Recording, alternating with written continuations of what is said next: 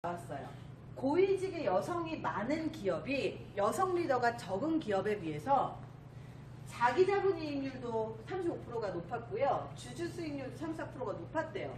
그 얘기는 뭐냐면 여성들이 그 안에 남성 조직 안에 있음으로써 조직에 굉장히 도움이 많이 된다는 걸 기업에서도 알고 있고, 제가 군조직에서도 강의를 많이 하거든요. 육해공군 해병대 다 강의를 합니다.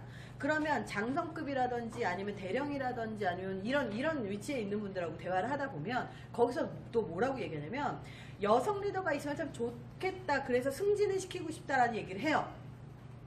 왜? 여군이 자꾸 많아지니까. 군대조차도 여군이 많아지는데 다른 기업들은 오죽하겠습니까? 그쵸? 그래서 여성들이 끝까지 잘 버텼으면 좋겠는데 버티기 힘들다는 거예요. 그래서 그 버티기 힘들다는 건 구조적인 문제가 분명히 있습니다. 그걸 무시하는 건 아니에요. 그러다 보니까 여성 리더가 있었으면 좋겠는데 참 그것 때문에 기업이 도움도 되고 여러 가지가 있다, 이런 이야기들 좀 합니다. 직장 내 여성 관리자 비율을 좀 한번 봤더니요. 2040곳 중에서 여성 고용률이 30.79%인데 여성 관리자 비율이 20%밖에 되지 않아요. 1000인 이상 기업도 마찬가지고 미만도 마찬가지고 공공기관도 마찬가지고 민간 기업도 마찬가지예요. 여성하고 남성으로 봤을 때 남성은 좀 더 많이 채용을 하고요. 여성이 덜 있고요. 그리고 리더로 승진하는 경우도 굉장히 희박해지고 점점 더 줄어들게 돼요. 한국도로공사의 지사장이 한 명밖에 없었다고 그랬어요. 그럼 그 밑에 3배수 있다는 팀장급 있죠. 그 바로 밑에 직급. 여성 리더 몇 명 있었는지 혹시 몇 명 있었을까요? 보통 3배수면 3명 있어야 되겠죠. 1명 있었어요. 그러니까 그 사람은 거기까지 올라간다고 보는 거예요. 그냥 상징적이지만. 그래서 여성 리더로 올라가는 게 사실은 조직 내에서 쉽진 않더라. 근데 우리나라에서도 결과는 좋지 않았지만 박근혜 대통령도 최고 자리까지 올라갔고요. 종종 여성 리더로서 최고 자리까지 올라간 사람이 없지는 않더라는 거예요. 메르켈 총리 같은 경우도요. 전공도 물리학이었고 평범한 여성 정치인이었어요.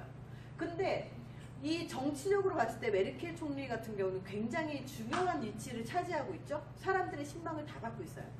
혹시 이 영상 보셨는지 모르겠는데요. 사실 하야 요구는 그냥 쇼였죠. 내려오세요 이렇게 얘기를 했지만 이 난민 소년하고 좀 안아보고 이렇게 하기 위해서 일부러 쇼를 했는데, 여기를 보면서 참 여자 리더의 그 강점이 눈에 보이지 않았나 그런 생각을 해요. 왜냐면 여자들 같은 경우 굉장히 감성적이다 보니까 저런 상황에서도요 굉장히 이런 난민들에 대해서 또 그런 마음에 대해서 눈물을 보일 수 있는 그런 것들이 사실 여성적인 측면, 감성적인 측면이 있지 않나 그런 생각을 해요. 그래서 우리가 왜 여성이 조직에서 잘 오래 버티지 못하느냐 가만히 보면요. 언니, 즉 여성의 롤모델이 없지 않았나 그런 생각이 되게 많이 들었어요. 저도요. 회사에 다녔을 때 제가 따르고자 하는 어떤 롤모델이 있었다면 좋았을 텐데 대부분 남자들밖에 없었던 거예요.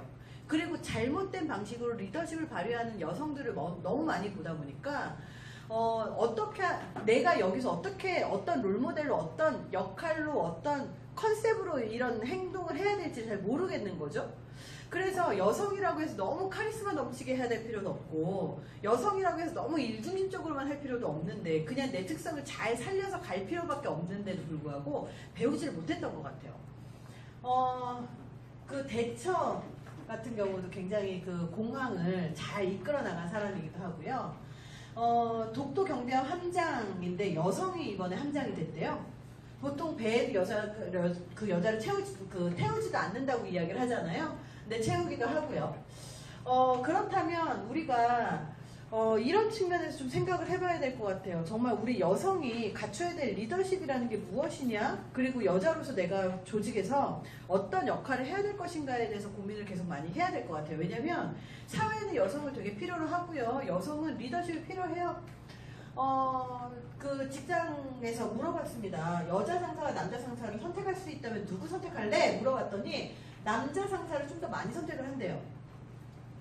근데 여자 상사와 함께 일해본 경험이 있는 사람한테 물어봤어요. 그랬더니 다시 여자 상사와 일해보고 싶어요 라고 했을 때 남자는 55%, 여자는 45%, 즉 괜찮았다 이거예요.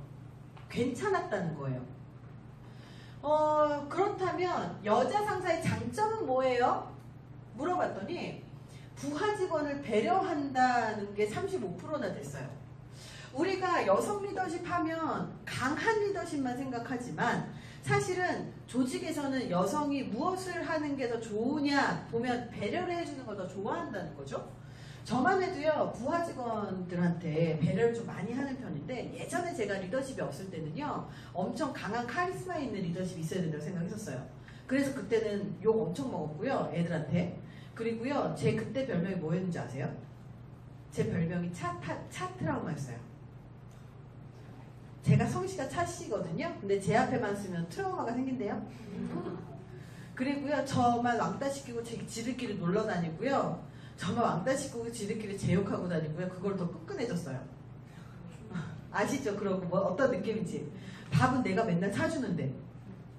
그래서 사주는 거하고 그건 좀 다르더라고요. 내가 리더십에 대해서 잘 몰랐을 때 저도 부하 직원한테 욕도 많이 먹었고요. 부하 직원 다를 줄 몰랐었던 거죠. 근데 어느 순간 시간이 지나면서 부하 직원이 내가 소리를 지르고 혼을 내고 괴롭힌다고 해서 그 친구가 나를 따르지 않아요.